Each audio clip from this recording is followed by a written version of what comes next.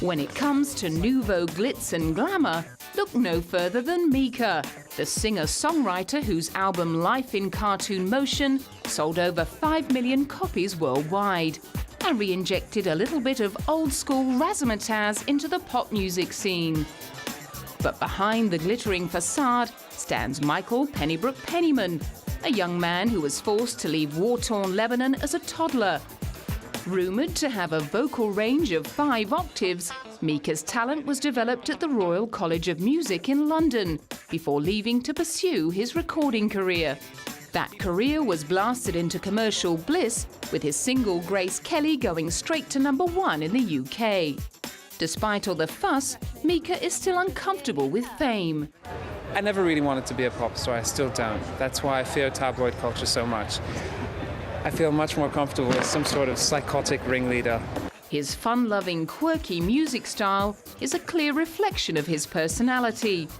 In 2007, Mika's T-Mobile street gigs took lucky passers-by back to their childhood. However, not everyone was happy to take a trip down memory lane. The neighbours have already been complaining during our sound check.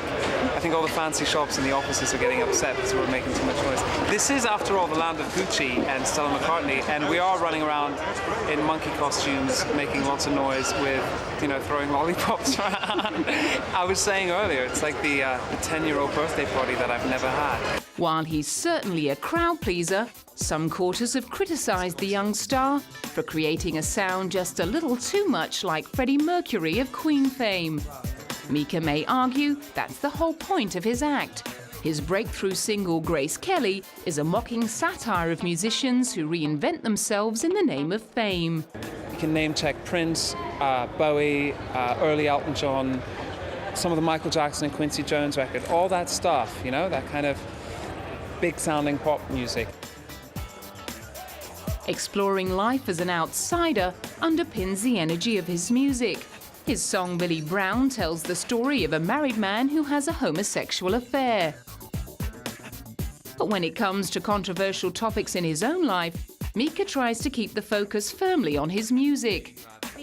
And that's all right with his growing fan base, with whom his music has clearly struck a chord. He is the best thing that's come along in pop for years, and I absolutely love him.